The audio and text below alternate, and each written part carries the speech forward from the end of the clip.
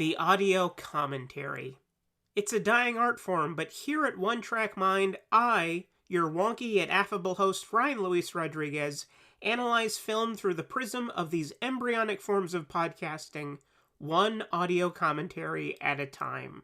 Masterpieces, crapster pieces, live action, animation, cult classics, films literally no one has ever heard of. No track is too small, and no track is too big. Join me and my guests from the entertainment world as we keep these features alive every other Tuesday. Hey, who else is going to discuss Bill and Ted's Bogus Journey one week and Citizen Kane the next? Us, that's who. Sure, you have to put up with my voice, but there's a certain give and take in this industry. That's One Track Mind, part of the Someone's Favorite Productions family, and available wherever you get your podcasts.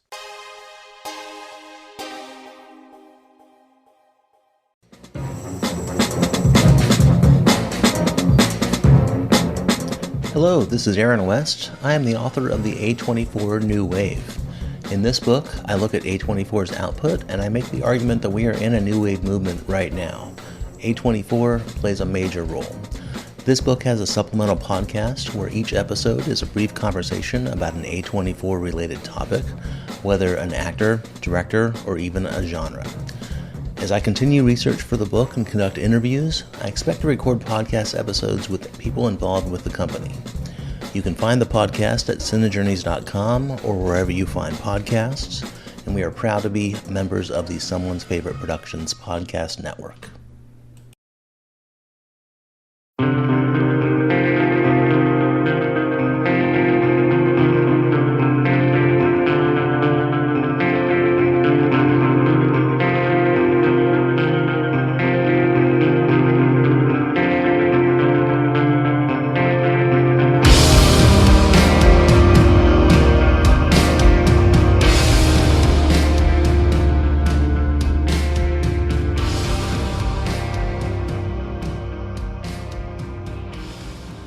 Hello everyone and welcome to the Kulturecast. I'm Chris Stachiw. I am joined as always by a current sadomasochist, Eric Kniss. I mean, sadomasochist in the sense that like every time one of these fucking badass movies, I shouldn't say badass, it's bad, comma, it's ass movies comes out, I make myself go and watch it. And yeah, this time though, there will be no accidentally drunk purchasing this movie on iTunes and then forcing myself to watch it several times so I can get my money's worth.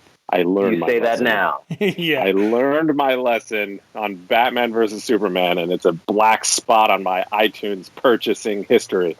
And we are joined, as always, by my favorite Canadian filmmaker and the DC prognosticator himself, Mr. Matt Campagna. Thank you for having me, Chris. Every time it's just like a comic book movie comes out and you're here, and then we do a good one like Thor Ragnarok, and then we are faced with just a steaming pile of shit. I'm not going to miss it. This movie is a fucking nightmare. It is a movie written by 3 people, directed by 2 people, and edited and murdered in post by God knows how many people, and also an entire studio who thinks that a superhero movie of this magnitude needs to come in at an hour and 45 minutes. You fucking morons. Oh. So we're going to talk about Justice League, folks. The film was directed by Zack Snyder and Joss Whedon. It's written by Joss Whedon and Chris Terrio and Zack Snyder and like probably 12 other people who maybe J.J. Abrams got in on the fun. Who knows? Film stars Ben Affleck, Gal Gadot, Jason Momoa, Ezra Miller, Ray Fisher, and Henry Cavill. That's not a spoiler. Come on, folks. Superman was coming back. You knew that. That's not a spoiler. And the film focuses on the creation of the Justice League, the return of Superman, and them fighting the most underwhelming villain in a film in a long time. Yeah, a full CGI villain, folks. Yeah, it's just fucking trash. So that's Justice League.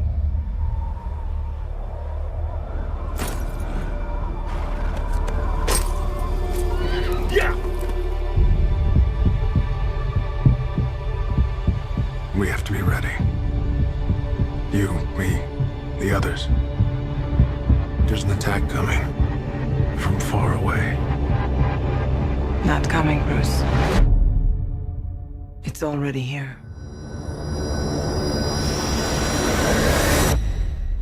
The others. Where are they? Arthur Curry, the Aquaman. It's on him. Organic and biomechatronic body parts. He's a cyborg. You should probably move. Barry Allen. Whoever you're looking for, it's not me. You're the Batman? They said the age of heroes would never come again. It has to.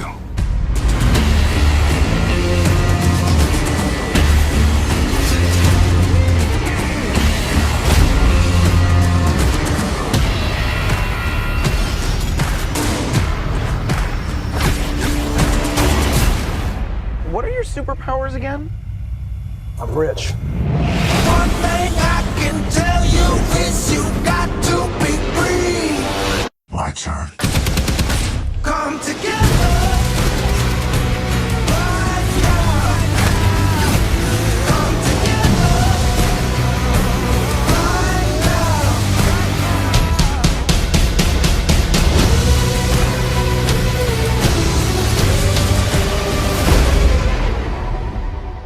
Shall we? It's good to see you playing well with others again.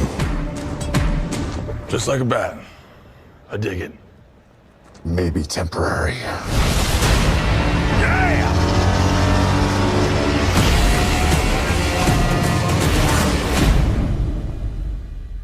All right, so starting with you, Matt, what did you think of DC's fourth attempt at making a good film? You know, it's weird because the first two movies in this trilogy have a very clear artistic voice. It's Which wrong. two movies are those? The first two in this trilogy are Man of Steel and Batman v Superman: Dawn of Justice. Both of I those always forget about Man of Steel. Honestly, like I fucking blotted out of my goddamn memory. I don't think I've ever seen that movie all the way through. I think I fall asleep like 30 minutes in every single time. If I could pick a mutant power, it would be forgetting Man of Steel. Because fucking burn. It's where all these terrible choices began, when they were like, hey, Chris Nolan made a really dark, brooding, realistic Batman. Let's do that for everybody. And you just can't. You can do that for literally nobody but Batman. Because everybody else in the DC pantheon is unlike Batman. But yeah, because everybody has like superpowers and like, you know, magical shit happens. Yeah, and like that's not, you can't ground that in reality. How the fuck are you going to do that? Exactly. And so the thing about Man of Steel and Batman v Superman is that they had a very strong Zack Snyder point of view as the driving artist in the film, and they were terrible films. And they were just a bad experience because it was the wrong voice. The weird thing about this new one, about Justice League, is that the artist's voice is very muddled and it's an unclear tonal disaster. But it is, in so many ways, a better DC movie for these characters than the other two that had clear Zack Snyder built-in point of view. Partially because it's hard to make a movie worse than Batman v Superman. But, you know, if you really wanted to try, you could completely shoot the movie 3 times and put all 3 of those versions of the movie together with 2 different directors and then have Henry Cavill's face be some kind of horrible nightmare face. And, you know, they're really trying. It's like they tried to find every way to make this movie shittier. And yet it is still better than Batman v Superman and better than Man of Steel. But I mean, neither of those things are difficult to do. I just want the Oscar this year to go to Henry Cavill. Do you love movies? So do I. What's up, y'all? It's KB, and I love movies. Inviting you to listen to The Conversation, a film podcast where passion meets perspective and opinion. From the old school to the new, I invite a guest on to discuss the movies that thrill us, challenge us, break our hearts, or even blow our minds. There's always new episodes dropping wherever you get your podcasts. So join the conversation. We don't just watch movies. We love talking about them too. The Conversation with KB Loves Movies, a part of Someone's Favorite Productions podcast network. Are you a film fan who loves the ultimate home video experience? Look no further than The Disconnected. Your host, Ryan Verrill, is your go-to source for the latest and most accurate information on home video releases, exclusive interviews with industry insiders and filmmakers, and has established a thriving community where every film and physical media enthusiast feels welcome. From hidden gems to blockbuster hits, The Disconnected brings you insider knowledge and a welcoming space to share your love of cinema. Watch every Thursday night at 9:30 Eastern, 6:30 Pacific for the live announcements show and follow The Disconnected on social media to stay updated. Subscribe to The Disconnected on YouTube or on the podcast provider of your choice and dive into a world where every movie night is an adventure. Upper lip in Justice League.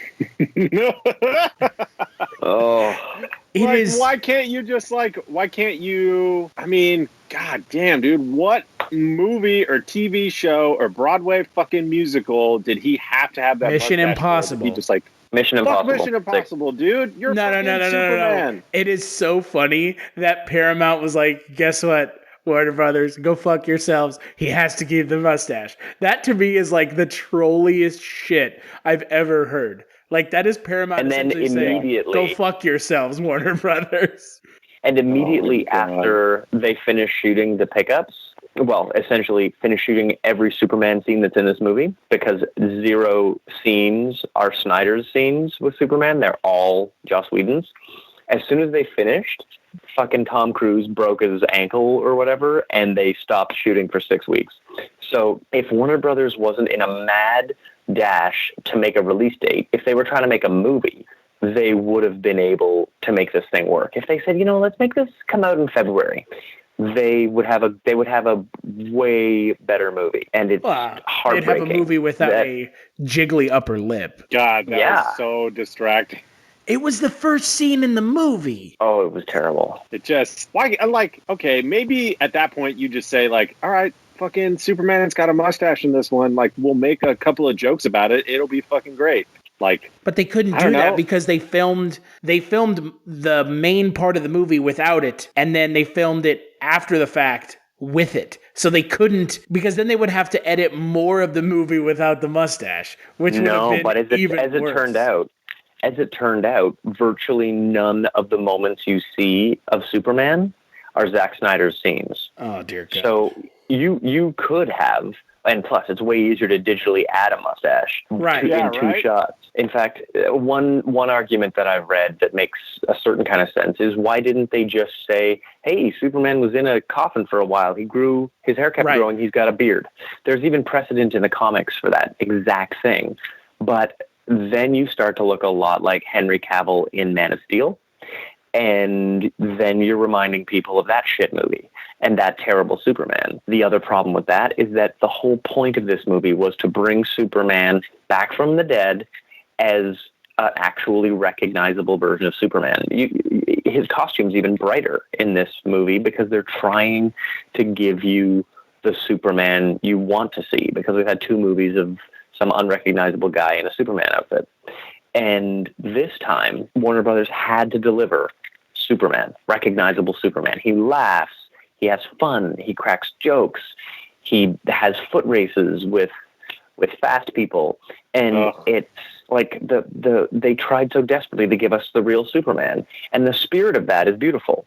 Unfortunately, they started by making Zack Snyder's self-indulgent porno CrossFit movie, because that's what Zack Snyder likes to make. I mean, the other problem is it's still Henry Cavill, and he's still in this universe, and that's the big problem. Henry Cavill would make a great Superman. Yeah, he would, but he doesn't, because they haven't given him anything to do that's Superman-esque. And even in this movie, the bare amount of Superman-esque things they did is so stupid to me, because the end of Batman versus Superman is predicated on Superman dying, sacrificing to save the world and save everyone. Yep. And then an hour into this fucking shithole movie, he comes back.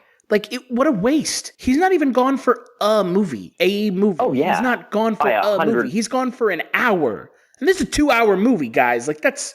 It's not even a 2-hour movie. Yeah, it's not even a 2-hour. It's 2 hours with credits and sitting and watching one of the most just infuriating final credit scene I've ever seen.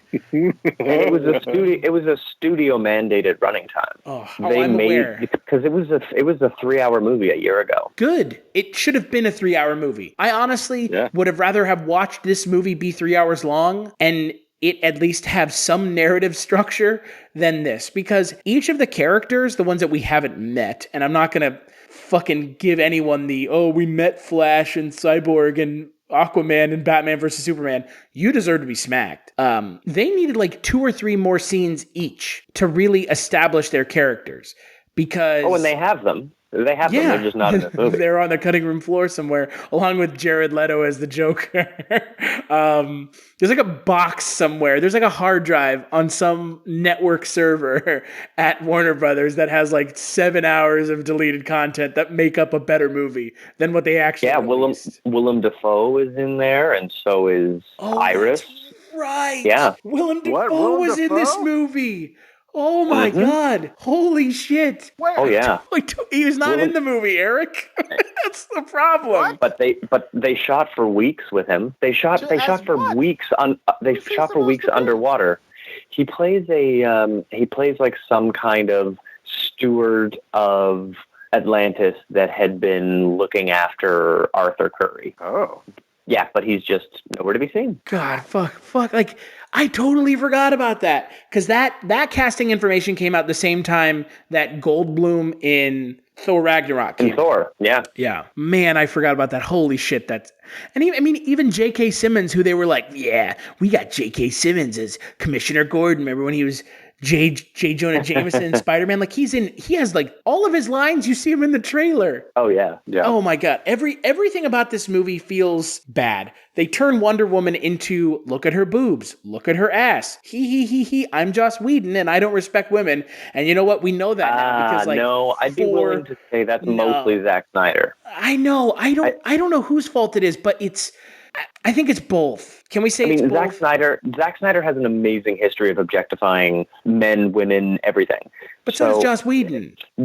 No, not like Zack Snyder. No, Joss Whedon Joss Whedon is just a human trash can behind the scenes. Joss Whedon does some shitty stuff behind. I like that. Yeah, I mean, yeah, you're probably right, but I mean, look, the problem with this movie is we can't assign blame to one or the other. Yeah, I mean, the fact that Joss Whedon liked a tweet on Twitter that had someone talking about how disappointing Steppenwolf with Kieran Hines as the actor behind that shit villain. Joss Whedon hit like on that tweet, maybe on purpose, maybe by accident, but Joss Whedon clearly has distanced himself from that movie and did not want anything resembling a director's credit on it. Technically, Zack Snyder finished principal photography. Very little of that photography is in this film. Most of this film was made in secondary photography, but the Directors Guild of America doesn't care about that. You get credited for completing principal photography. That's the reason that Lord and Miller were pulled off Star Wars and Howard was put in before principal photography was over. They didn't want Lord and Miller to get the credit because ultimately this movie's been reshot all over again. Like, Solo is going to have, I'd be shocked if there's a frame from Lord and Miller in there. Whereas in Justice League, most of the action sequences have been... If you're looking for more horror outside of the mainstream, look no further than Unsung Horrors, a podcast about underseen horror movies. I'm Lance. And I'm Erica. Every other week, we'll cover a horror movie with fewer than 1,000 views on Letterboxd. We'll even give you double feature recommendations to pair with the movies we discuss. From gothic to shot on video, from slashers to comedies, from giallo to J-horror. We'll cover all the subgenres. So join us as we unearth these hidden gems of horror. Follow us on Instagram, Twitter, and Facebook, all at Unsung Horrors, available wherever you listen to podcasts. And part of the Someone's Favorite Productions podcast network. Be colored and new special effects have been added because all those fight scenes at the end were nighttime in all the trailers. But now it takes place during some like eerie, weird red sky, which at least for the first time in a Zack Snyder fight movie since Man of Steel, we get to see the final battle scene happen not in the middle of pitch night. It was good to have some light, and that's clearly what Joss Whedon and Warner Brothers went in to change as opposed to the nighttime scenes we've seen in all the trailers. Yeah. Man, this movie to me is just this movie to me is like you could show this to a classroom of prospective film students and like use this as a like teaching tool for what not to do with a film like this. I mean, it's like a cautionary tale. Yeah, I mean, look. DC and you can disagree with me if you like, but Matt, I think you and I are both going to agree on this. DC has two of the most, if not the most, recognizable superheroes of all time: Superman and Batman. Oh yeah. Like, you know, Iron Man is great, but they built up Iron Man, they built up Captain America into these characters that are now part of pop culture forever, thanks to Robert Downey Jr. But Superman and Batman have a cinematic history that is also immense. Yeah, and I must say, Superman is like the original superhero. And for the very first time, they managed to capitalize on the cinematic history of Batman and Superman that is older than any of us. And they managed to bring in John Williams' classic score, and Danny Elfman managed to use Danny Elfman's classic score. They didn't manage to. They decided that maybe we should just shoehorn it in. We should just, you know, use the thing that everyone has heard for the last 30 plus years as opposed to a shitty Michael Giacchino soundtrack and whatever or whoever scored Batman versus Superman. It's usually Junkie XL, right. and Hans Zimmer that fucked this up. Because Hans Zimmer hasn't, I don't think, ever made a good theme song for a hero. Like his Batman music is terrible. His Superman music is terrible.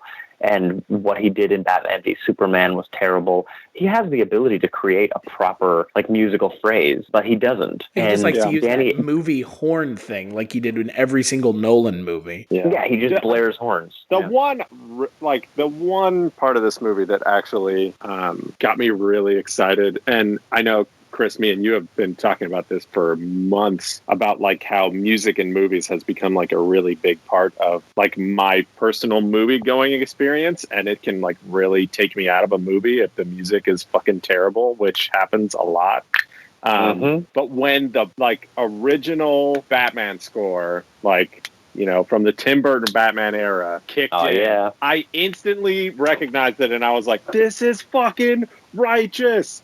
Yes, I got super excited, and I was super stoked for like 5 minutes, and then like it was just like a steady decline after that. But you realize that you have to watch it in this movie as opposed to just go back and watch the Tim Burton Batman movie, a far superior Batman movie made in the 80s that utilizes great music from Danny Elfman the entire time, as opposed to a little nostalgia member-berry bomb to satiate it's a total member-berry bomb. Yeah, and Danny Elfman was the composer on this film, and that's why it sounds so much like a Batman film. There's a few moments where you get a bit of John Williams here and there, but really, especially in that first, like, honestly beautiful, well-made scene with Ben Affleck as Batman and the Parademon. That felt so good. It felt like such a Batman scene. I enjoyed that immensely. So I have a really, really, really stupid question. And this is because I have never read an issue of Batman or Superman in my entire life. What the fuck is a parademon? And why the fuck are they there? They're the harbingers of Darkseid, not Steppenwolf. I didn't understand why they were there in Batman versus Superman, and I didn't give a shit enough to like look it up and find out. But now they're in this movie too, and I'm really confused by what the fuck they are. Yeah, they're just things from the planet Apocalypse that are really nasty bad guys. And they're basically like the Chitauri. They're like the the Ultron drones. They're the fodder, the chattel, the stuff that they're going to fight with on their way to the main bad guy. They're the stormtroopers or the putties or whatever. Yeah, they're the red shirts, and they're just going to die along the way. And it's unfortunate because parademons, well, like everything in this film, I was about to single out parademons, but parademons, as well as, Zeus was in this movie, Green Lantern was in this movie. There was a bunch of shit in this movie that we don't really get to explore because, A, Zack Snyder doesn't understand that you can't make 200 pages of script into a movie. It failed for him when he made Man of Steel. It really failed for him when he did Batman v Superman, and yet he tried again. In some way thinking that it wasn't going to be exactly the same failure. Except this time around, the studio didn't let him trim it and trim it and trim it. They went in and shot something new because Zack Snyder had supremely failed again at making a movie. And a movie is a 2-hour event, not 3 hours, not 4 hours, 2 hours. You can give or take 30 minutes here or there and people aren't going to lose their minds. But 2 hours is a feature film. And when you decide that you're going to work on a 120-page script, there's going to be a 2-hour movie. But he keeps working with scripts that are 200 pages long and then being surprised when it needs to be trimmed down. And like you said, Chris, film students know this already. How the hell is this something that Warner Brothers is stumbling through? It's because they're in a rush to try to make that well, they're in a rush to make that sweet Marvel money. And it's really not working because Justice League is the lowest grossing weekend for any domestic DC Extended Universe movie. And they just need to stop, have a minute, think about what they're doing, build a plan, and execute that plan. That's what's working for Marvel. And that's the problem, is they should have, instead of doing, Avengers 2 movies in, they should have done a couple Iron Man movies first. You know what I mean? I'm not talking about Iron Man, but movies that set up this universe. Yeah. I don't know. I think their best bet would have been to make a Justice League movie right out of the gate. Yeah, but we can't know that now. No, but maybe it would have. I don't know. Here's the other problem, and this is something that's going to bug me, and I don't care if you guys disagree with me. Ben Affleck is fucking terrible as Batman. He looks like a fucking hostage in this film, and if he doesn't want to be Batman anymore, he should fucking leave and let someone else do it, because he is the most miserable sack of shit Batman this side of George fucking Clooney. At least George Clooney was entertaining in the film that he was in. That was a really shitty 67 version of Batman made in the late 90s, early 2000s. But Ben Affleck is a pox upon this DC franchise now. There's a reason Matt Reeves, a good filmmaker, wants someone else's Batman, because Ben Affleck looks like someone is holding a gun to his fucking firstborn child's head or his mistress off screen and saying, hey, if you don't look like... Hello and welcome to Tumbleweeds and TV Cowboys. My name is Hunter. In this podcast, I'll be joined by a different guest each week to discuss a classic Western movie or TV show. I've been a fan of classic Westerns for as long as I can remember, and in recent years, they've become very nostalgic for me. I love the aesthetic, the tropes, and I love seeing different filmmakers' takes on them. At their best, they're incredibly entertaining, rewatchable, and some of my all-time favorite movies are Westerns. We'll mostly focus on Western movies made in Hollywood, but we'll also be covering spaghetti Westerns, and one thing I'm very excited to get into are Western TV shows. I've got some amazing guests coming on the show, film professors, historians, and podcasters. And Tumbleweeds and TV Cowboys is part of the Someone's Favorite Productions podcast network, and many guests on the show will be from other shows on the network. Thanks for listening. You're going through the motions, we're gonna fucking shoot them in the head, because Ben Affleck is the worst part of this movie, without a doubt. And I am sick and tired of Ben Affleck in these movies. Yeah, I defended Batfleck a little bit for Batman versus Superman because everybody did. Because he's actually not bad in Batman versus Superman. But he's like the best part of a worst movie. But you're right. Yeah, he's the best part of the worst movie. He's the whatever. But in this movie, he's noticeably bad. Noticeably doesn't give a shit. Noticeably phoning it in, which is bad for the movie. I don't know.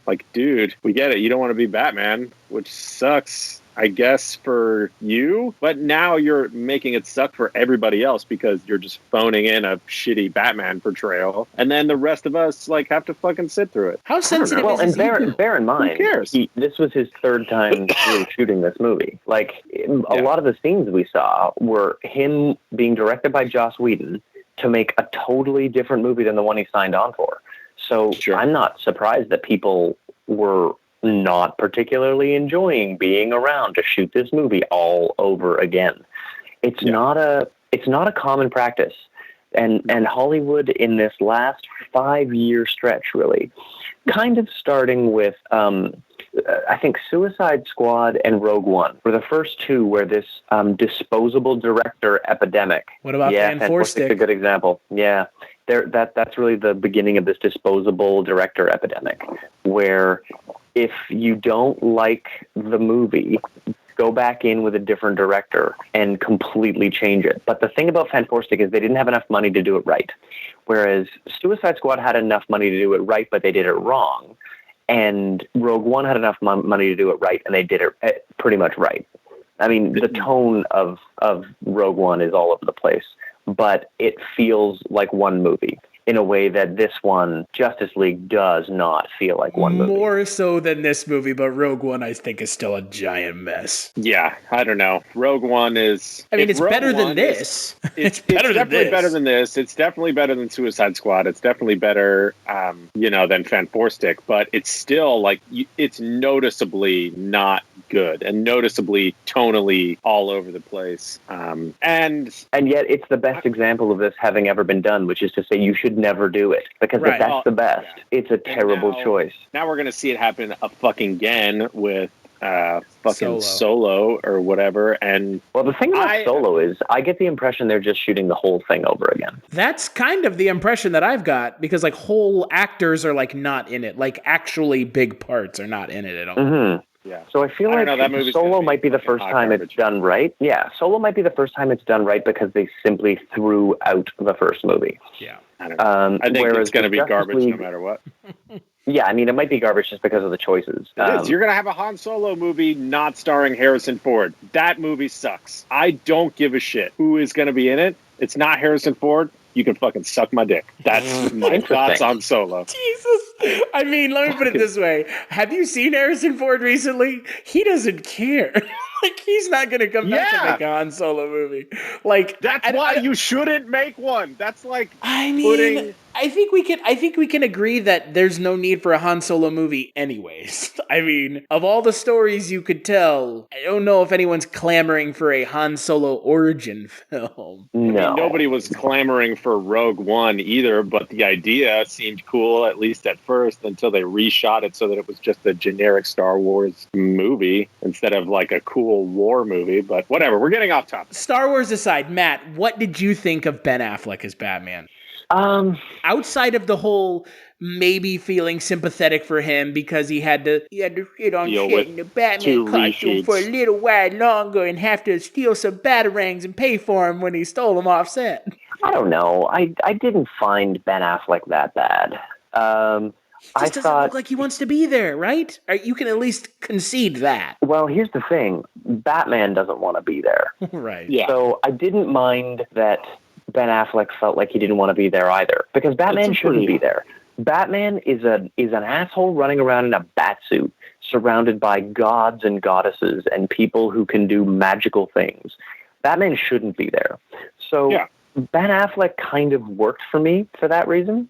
But my biggest problem with what was going on with Ben Affleck was the fact that they kept trying to add like the odd Joss Whedon-y comedic moment where, when he was dropped on the ground by Superman and he's like, oh yeah, something's definitely bleeding.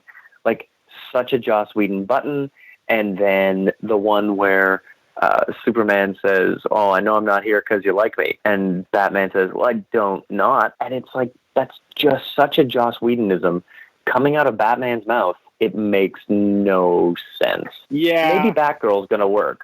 but Batman does not. I think the issue here is, and maybe we could look at it this way. We've known now for, over a year, essentially since BVS came out, that Ben Affleck wants out. And there's rumors, right? But I mean, the rumors, there's a nugget of truth in a rumor, right? Like everyone's always heard that. And whether or not Ben Affleck really wants out, that's a different story. But I think this movie, if we hadn't heard any of those rumors, I may not have felt as strongly about this film as I do, but I really feel like the next Matt Reeves' Batman movie, Ben Affleck's not part of it. He's not in entirety. And that's a good thing because, look, Robert Downey Jr., he is Iron Man. That's an inseparable link. Chris Evans is Captain America. And let's not forget that Chris Evans played Johnny Storm at one point. Quite well. So, right. Right. So you had to reform this connection to him with another superhero.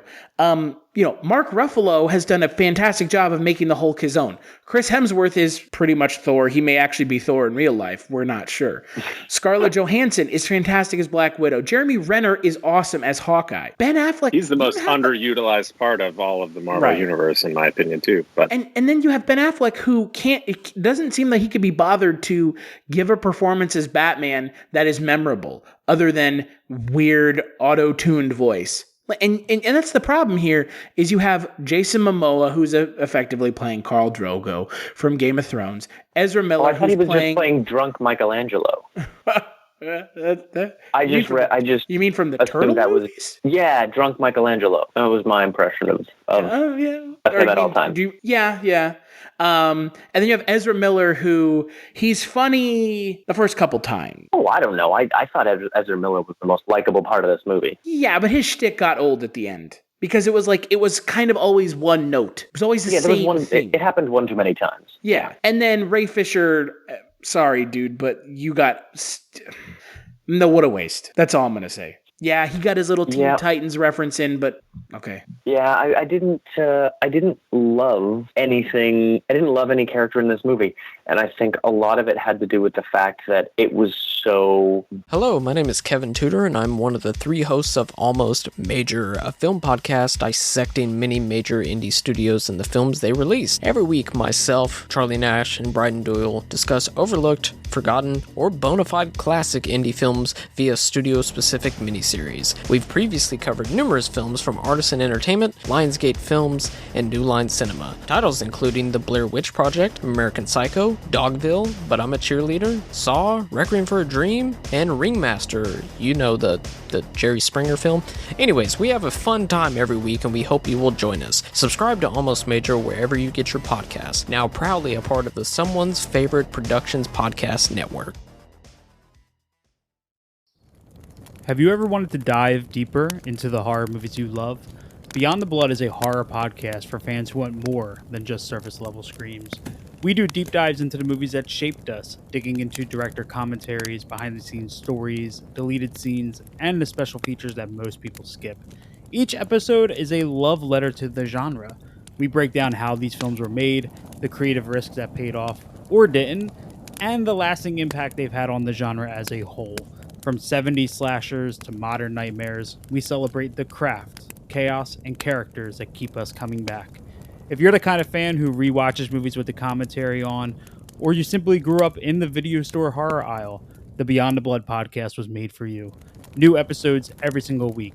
Subscribe, and let's dig deep. Welcome to the Beyond the Blood podcast. Badly structured.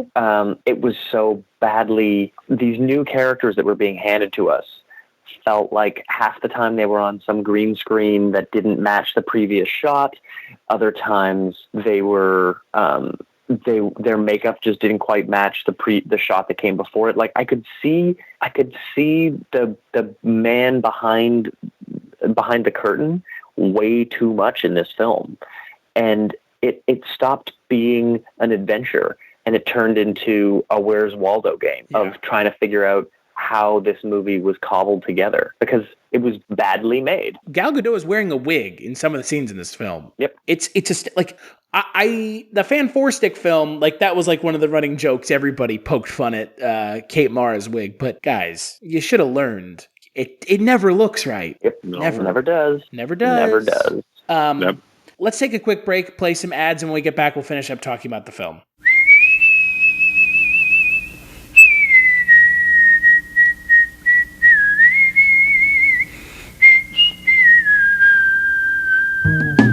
Who is Carl Kolchak? He's a reporter. Now that is news, Vincenzo. News! And we are a newspaper. We are supposed to print news, not suppress it. With the INS. What's an INS? Independent news service, sir. Founded in 1904 by Enrico Paluzzi. Who seems to have a nose for the strange and unusual. Well, last year in Las Vegas, I uncovered a series of murders that turned out to have been committed by a vampire. And what is the Kolchak Tapes? It's a podcast. All about Carl Kolchak. What's a Kolchak? The Night Stalker. And where can you get it? On iTunes, Stitcher Radio, and at www.kolchaktapes.com. As foolish a game as any that Gory the Ghoul could make up.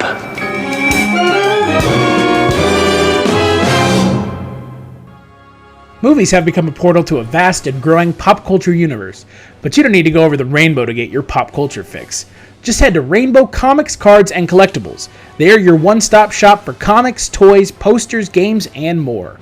Not a pop culture nerd? No problem. They have something for everyone, including a wide array of sports cards, collectible card games, even memorabilia. Stop by one of their 2 locations today. The flagship location at 3310 South Minnesota Avenue, Sioux Falls, South Dakota, or their newest location at 1501 Pine Lake Road, Suite 17, Lincoln, Nebraska. Most importantly, don't forget to add them on Facebook for pop culture news, weekly live videos, and special events. Here's what some people are saying about the Projection Booth podcast. Week after week, I'm mesmerized by the focus given great films and questionable films alike. But every episode is a learning and entertaining experience. This is hands down the best movie podcast. They cover so many different genres across so many years, from obscure movies to blockbusters. If there's only one podcast about movies and cinema that you listen to, make it this one. The Projection Booth Podcast, with new episodes available every week at projectionboothpodcast.com. All right, we're back. Okay. Last couple things I think we need to talk about. Let's talk about Steppenwolf. The band? Right? A Def Leppard Wolf? Can we talk about Steppenwolf, the band? Because that's better than the... It would be a far more entertaining conversation. Did no one get the memo that, like, full CGI villains are a terrible idea and never work and only work in video games? Yeah. Well, really, and here's the thing. If you've got a full CGI villain that is properly developed, that you like properly give a shit about, I could see how it could work. You know, I could see how Thanos could work, because we've been anticipating this character for a decade. Sure. But if you just roll up in movie number 1 with an almost recognizable voice, and then have him simply a helmet at the end, no one's going to care what happened to this guy. No one cares about his journey. A character like Loki, or a character like the Vulture, or like the Purple Man. What about David Hela from Thor Ragnarok? A character that wasn't a great villain, but was still somehow better than this. Yeah, and you know, she was largely CGI, but only in action scenes. There was something about what they did with Steppenwolf that was just, it undermined in every way the threat of this character. I mean, and look at the was DC films, though. The DC films, Suicide Squad, mostly CGI main villain. Batman versus Superman, Doomsday, completely CGI villain. Wonder Woman, Ares at the end, completely CGI villain. Just not completely. We got to have... Hold on. When Wonder Woman fights Ares at the end of that movie, it's a CGI guy. Like, it's CGI, right? David Thewlis's, like, funny little nose and mustache poking out of that thing was the worst part of Ares. If they had actually managed to make him look like he does in the comics, where he's just like smoldering red eyes and a shadow face, like a Nazgul with glowing eyes, basically, it would have been cool. But their mistake was that they didn't go full CGI, because David Thewlis's face was the silliest, goofiest, dumbest part of a very stupid fight scene. Poking out of that stupid helmet. Yeah. Yeah. His goofy little face didn't work. But you see what I'm going for here. There's a trend here with DC movies where they think that we want completely CGI villains. I guarantee you if Justice League 2 gets made, which by the way, Zack Snyder is currently slated to direct it because no of course one, he is. Yeah, right. I guarantee you if it's to touch it.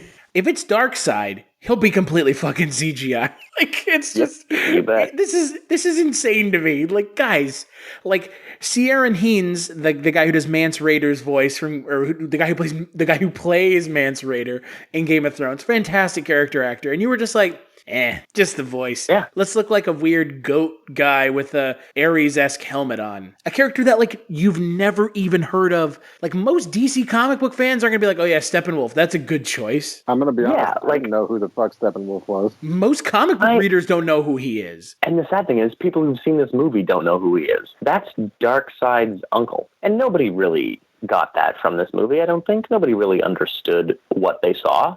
And I don't even know who Darkseid is. He's like their Thanos. Yeah, basically. In fact, Thanos is a complete ripoff of Darkseid. Okay. Chronologically, they had him first. Steppenwolf can be boiled down to three things: shitty CGI, awesome character voice actor, triple MacGuffin. Just like the triple MacGuffin of this movie is so stupid. It's just insane to me that And Marvel does it too with the MacGuffins, but at the same time, like, Marvel movies have a lot more fun and exciting things going on and better performances and not just, that's the thing, I didn't believe for a second that Steppenwolf could actually beat any of them. No, and here's the other thing, Lord of the Rings has been made, and so we don't need the names of those characters to be changed and the same exact story played out, because that's all this was. You've got these three factions that got together and defeated the Dark Lord, and then one of them went deep underground / water. Another one went off into quiet, peaceful, self-exile. And then the world of man splintered off and forgot. And it's like, instead of the One Ring, it's the three rings that are also the One Ring. Like, it's just, we've seen this movie. And also, we have no idea what those, like, that's the thing, at least in Lord of the Rings, you understand what the One Ring does by the end of the movie, and if you're well-read, you know what they do at the beginning of the movie, and they give you an idea. In this film, Eric, do you know what the mother boxes do? That was going to be my next question, is what the fuck is a mother box, and why the fuck should I even give a shit? Because it seemed like a whole lot of effort for something that they just, like, didn't care enough to explain. Well, they treated it like Deus Ex Machina in the film. I mean, that's like where Cyborg comes from. That's how they revive Superman. That's how Darkseid is going to turn Earth into Apocalypse. Like, right, Matt? Like, they use it as Deus Ex Machina in the film to try to explain away effectively everything. But you know what? In the animated movie Justice League War, they do it as well, and it's beautiful, fucking elegant. It's a magnificent use of it's all from the same source energy, and it blows my mind every time when they make a fucking live-action Zack Snyder bullshitty movie, and they somehow screw that up. Because you can make a cartoon, which means you can write a script. Why the hell did you just screw it up so badly when you have people you can hire who do it right? It's just the worst. And I went and rewatched Avengers this week after watching Justice League, and I won't deny it. I fucking hated the Avengers the first time I saw it. I was at the point... hold on. So there was a time there where I was like, look, these Marvel movies are really pissing me off. They're following this really boring formula, and I'm really sick of it. And it was around Avengers Age of Ultron / Winter Soldier where I started to turn that around, because they'd finally stopped just doing the most formulaic, generic origin stories known to man. Iron Man 1, Captain America, Thor. And I watched Avengers this week, and I loved the Avengers movie. It's great. It's a lot of fun. There's a lot of cool character interactions. It's directed and written by Joss Whedon. Jesus Christ. There you go. I mean, it feels just like Justice League in some parts, except Justice League is like such it's so bad, yeah. And I look at Justice League and I say, you could have been Avengers. Like the only thing that's stopping you, and you know, we don't here at the Kulturecast, we don't like to point fingers, but I think it's time to point the big finger right at Zack Snyder and say, hey, dude. My dick? The big finger. The big finger. Zack Snyder, you need to be terminated at Warner Brothers on the DC lot. He needs to be excommunicated from all of filmmaking. He can go make movies like Sucker Punch for guys that want to see chicks in schoolgirl outfits fight dragons with samurai swords. I'm okay with that. There's someone out there who wants to watch that can't find access to pornography on their computer. Pornhub.com, folks. But I mean, Zack Snyder needs to stop working on these DC movies because he is the common thread problem here. Yeah, I mean, Chris Nolan is long gone at this point. So and so is Jonathan Nolan. He's gone on to greener pastures as well. Yeah, and it just feels like they're trying to recapture. Well, at first they were trying to recapture the Nolan $1 billion special, and it doesn't work because after 2008, Iron Man was where you were going to make $1 billion, making something fun, funny, entertaining, something people walk away from happy about. And you know, Avengers in 2011 showed us what a team-up movie could be, but that doesn't mean they should all be that. And in fact, if they are all that, you're making an obsolete movie because we've already had Avengers. Justice League could have been Avengers, but even if it was, it would have been really disappointing because we've already had Avengers. Justice League needed to be something new, something different, and that's why I maintain that their best choice would have been to not make a bunch of movies and then put all those people into one movie. We've seen that. Make a team movie like Guardians of the Galaxy, where I know where every one of those characters came from. It worked out really well. I learned about 5 really neat new characters. And then in the next movie, I learned about 3 more. And like, that's how you build a great story. They could have done that with Justice League. Plus, Batman, Superman, Wonder Woman, you don't need to tell anyone who those people are. So there's not much heavy lifting to do. They made the mistake of half-assing the Marvel route, when they could have come up with their own. They could have blazed a very exciting, very interesting trail. And instead, they tried to make Avengers, and it just didn't work. Well, and I also think that Warner Brothers and DC think that the audience are a bunch of idiots. Because Marvel, like you said, Matt, with Guardians of the Galaxy, those are characters no one's ever heard of. And they didn't spend an hour explaining where Drax and Rocket and Gamora came from. They didn't. But like this film, the first hour of the film is essentially getting them to the point where they're all together. Because Warner Brothers and DC think that everyone who goes to see their movies are idiots and like are completely misinformed. And so, by the way, people, if you're defending these movies, they think you're dumb. Just a heads up. They do. Like, disagree with me. I mean, am I wrong? They think people who see their movies are stupid. No, it's, you know, it's... I think they hope people who see their movies are stupid because that's the only way people are going to buy that this cobbled-together piece of shit is an acceptable product for Hollywood to be hawking. It is not. Well, I think what we're seeing is slowly, especially because the opening weekend this weekend was so poor in comparison to, you know, all of their even other to Suicide releases Squad, a movie that's way worse than this movie. Not by much, but it's still as bad. They're starting to finally see the full backlash of what making shitty movies is going to bring you. Like, you can't get away with just like making shitty movies about, you know, awesome subject matter, you know, and people will just blindly go see it because of how much they love Batman or how much they love Superman or how much they're diehard DC Universe fans. This movie, like we've said, you know, 100 times, is better than Batman versus Superman and better than Suicide Squad. But honestly, that's so not hard to do that's not really saying much of anything. I don't know, man. This movie, honestly, I feel like DC should just shut down production on everything and just chill the fuck out for like 5 years and then come at it with a fucking actual plan, you know, and do it right from the beginning instead of trying to play catch up with Marvel, which is what this movie feels like to me. It feels like, fuck, we need to do our Avenger movie. Zack Snyder can't really do it. He's not doing it the way that we wanted to. Let's get the fucking dude who did the Avengers movie. And it feels like it's it feels very knockoff Avengers, like 100% knockoff Avengers, which I mean might not have been the worst thing in the world, but it's already set up in this universe that was already so poorly fleshed out to begin with that this movie was just kind of doomed from the get-go. And if you're going to make a knockoff Avengers movie with characters older and with more legacy than any of the Avengers, you can't make one almost as good as. You have to make one better than, if not way better than. And nothing in this film was surprising.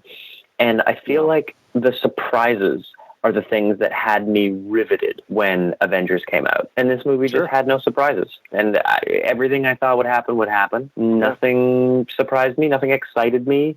It's kind of a really sad experience. Yeah. I mean, you know what would have been surprising? If Superman didn't come back in this movie. You know what would have been surprising? He was going to. The end. I mean, but save that for your what the worst part is? Credit. They ruin it in the opening credits of the film. His name is like second or first. Yeah. Well, come on, they ruined it in the final. Yeah, they ruined it in the final shot of Batman v Superman. Well, yeah. I mean, but you know what I mean? Like, they left him out of promotional material this movie, like he was like some like he showed up in the last 5 minutes of the movie and because if they take a screen grab, because if they take a fucking screen grab from the movie, all you're gonna see is this weird amorphous jelly looking like shit on his upper lip covering his fucking mustache. People are gonna go, what the fuck is that? Yeah. The final after credit scene, I made me so angry. The Injustice League? Oh, Deathstroke's costume looked so cheap. It's like they got it from a fucking Spirit Halloween store. And you go look at the Green Arrow TV show. He's on there. And he has a wicked badass costume.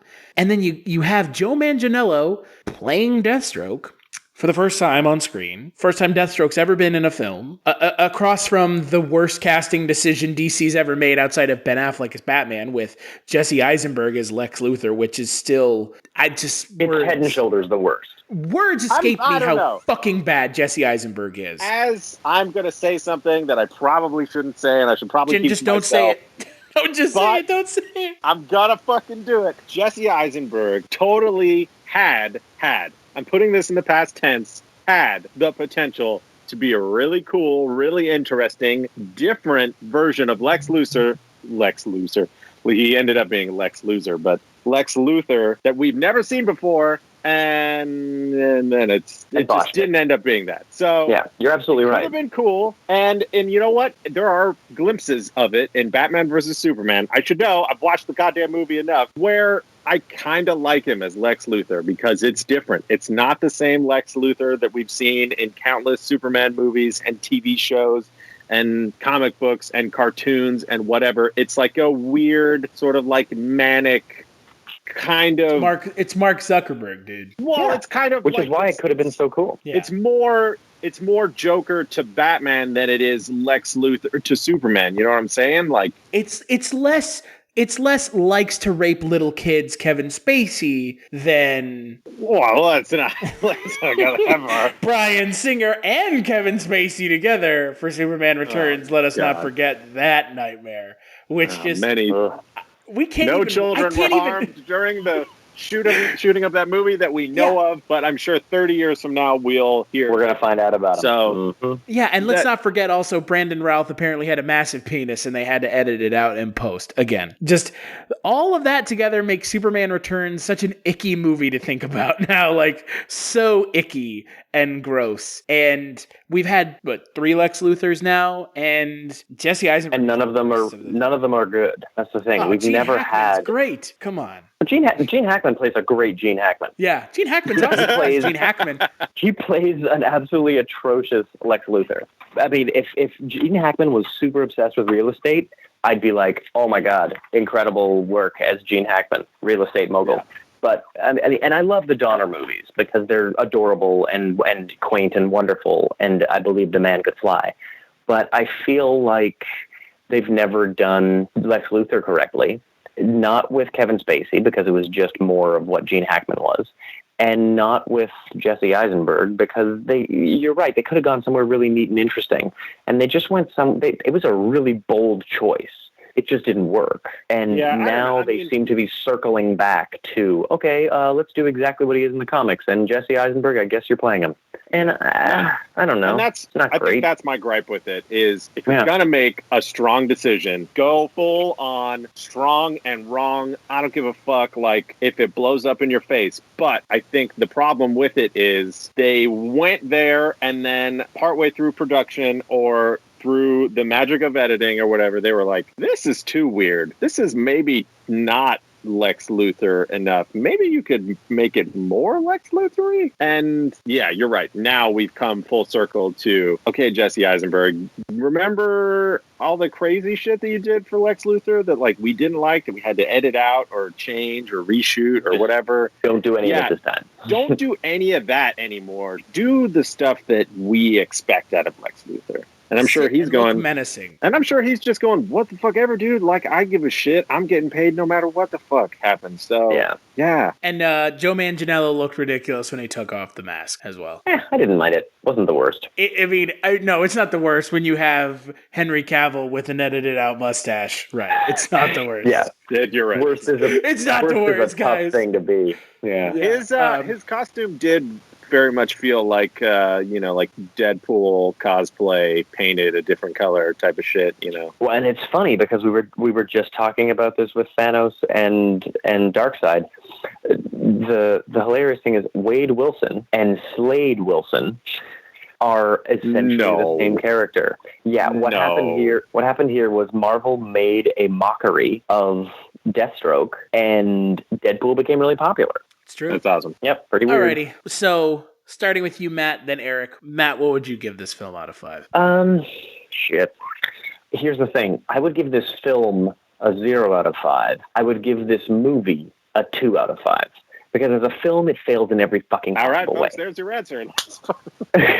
But as a movie, it does a couple of the things it should have done. So I'd give it a 2. What would you give the film, Eric? I'm gonna give it like a. I'm gonna give it like a solid 2, maybe 2.5 if I'm being really, really nice. Because I didn't walk out of the movie feeling like I had wasted my time. If that makes any sense. No, it doesn't. You want me to be honest? I mean, I don't know. I watched it, and it was like the same feeling that I had when I walked out of The Mummy. Like, I was like, you know what? That movie was garbage, but I had a little bit of fun while I was watching it, so it's not all bad. So I'd rather that's watch The Mummy than this film. Yeah, I don't know. I think that might actually be a cool double bill if you want to be serious and like do like a fucking bad movie night, is watch The Mummy and this movie together and just like get more fun. There are way more fun bad movies to watch. I don't know. Yeah, you're probably right, but yeah, I don't know. Yeah, I'm gonna give this movie like a 2, maybe 2.2. Nah, yeah, 2. I'm gonna go similar to Matt, like from a how this film was constructed standpoint and all like the back behind the scenes nonsense. I guarantee you there ain't going to be no fucking director's commentary recorded for this film, folks. So don't hold and there sure as hell won't be a director's cut because there isn't one. Yeah. Is it the definitive cut or is it the work print? Yeah, right. Everyone's like fucking just wash their hands of this film. I would give it a 0 because there's something rotten at Warner Brothers, to quote good old Hamlet. So there is something rotten at Warner Brothers, folks. And if this film isn't the indicator, I don't know what is. As a movie, I would give it like a 1. Gal Gadot is okay as Wonder Woman. She's the least offensive part of this film. Ezra Miller has some funny jokes. Joss Whedon has some weird obsession with watching superheroes eat. I was fully expecting there to be a brunch scene at the end of the film, similar to the shawarma scene in the Avengers. I'm glad he decided not to do that, but Joss Whedon must pop like a massive Woody every time he thinks about watching Batman eat eggs, or whatever. But that aside, what do you guys think the film has on Rotten Tomatoes? The website that withheld the score for a whole day for their new Facebook show, even though Rotten Tomatoes is kind of partially, sort of owned by Warner Brothers. But hey, folks. This film has so much fucking controversy. It can't even escape its own Rotten Tomatoes score. I'd say it's got like a 40. Yeah, I'm going to go around the same area. It's probably got like a 40-something. 40% on the dot. Justice League leaps over a number of DC movies, but its single bound isn't enough to shed the murky aesthetic, thin characters, and chaotic action that continue to dog the franchise. The one reviewer I am most disappointed at that liked the film, Richard fucking Roper, liked Justice League. Yeah. Richard Roper, folks, if you're not aware, is the gentleman who took Roger Ebert's spot at the Chicago Sun-Times as the in-house movie reviewer. And he liked it. Yeah, he liked it. So there you go. So I think the real question on everyone's mind is, though, Matt, can you talk about anything you're working on? I feel like that is no. This question on Thor Ragnarok, and the answer was no then. So that's hilarious. I mean, Tactical Girls Season 2 has a budget now, so I'm excited about that. Nice. It's looking like Season 2 is going to have 5 half-hour episodes, also known as 10 10-minute episodes, depending on where you see it. So if you catch it on Amazon Prime or on Dailymotion, you'll see Tactical Girls Season 2 in a different shape, but it's all the same story. And it deals with some of my favorite comic book and science fiction themes and tropes. And there may or may not be a shot-for-shot remake of The Terminator in it. Which one? What about a shot-for-shot remake of the Justice League final fight scene? Oh, dear Lord. I would never put anyone through that. You know what? Oh, come on, Matt. I know that's how you would pitch it to your wife. Okay, we're gonna remake the end of Justice League. You know what? You could do that really funny. You could really make that hilarious. Yeah, you could. I mean, they already did, right? Yeah, shit. Oh. If it got Cyborg to giggle, it must be funny. Booyah, dude. Good God. So Tactical Girls Season 2, and that's it. Everything else is mum's the word. Everything else is mum at the moment. Yeah. Mum. What about you, Eric? Nothing. Absolutely nothing. I don't know, I was sick for a couple of days this week, so I just kind of like marathon through a bunch of shit that, I had been meaning to watch and just like haven't had the time. And I watched that show, Future Man on Hulu the other day. I just like marathon through the whole thing in like a 2-day sort of thing. And it was really stupid, but damn it, I was laughing the whole fucking time. It was great. That's it, man. Creatively, there is some stuff happening, but it's happening so slowly that it's not worth talking about. So, yeah. What about you? For me, nothing as usual. I've been back home in Dallas for about a week and a half, so nothing has gotten done. As expected. I rewatched Stranger Things 1 and 2 all the way through again, so that's twice for Stranger Things 1 and twice for Stranger Things 2. Show's fantastic still. I think I liked it more watching it all the way through. Started watching The Punisher, realized I probably should have watched Daredevil all the way through before I watched The Punisher.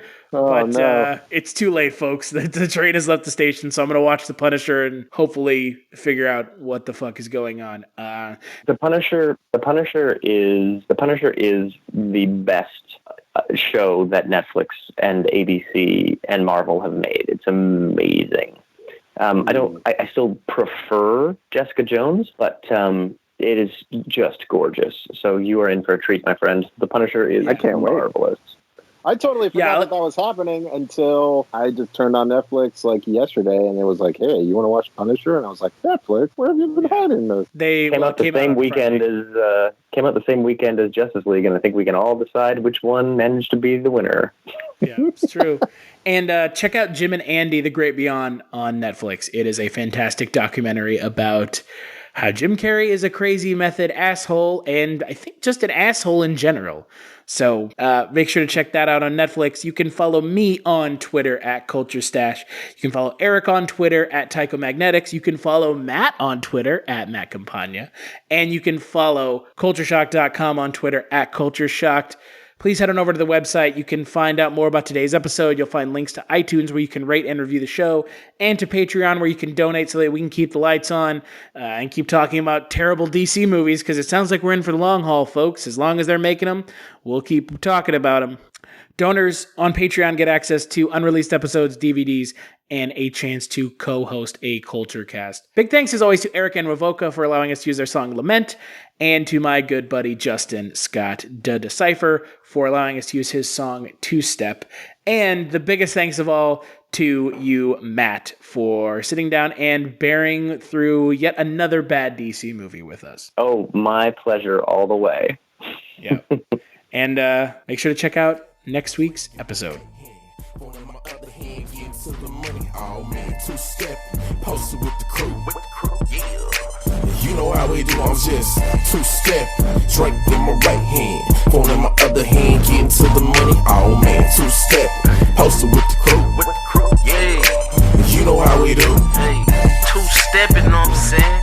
1, 2, 1, 2. Benjamin, aka the Black T, you know what I'm saying? Catch me with my crew every day. Two-step. Oh, my phone in my other hand, like, hello? Oh, get into the money, man. Yeah.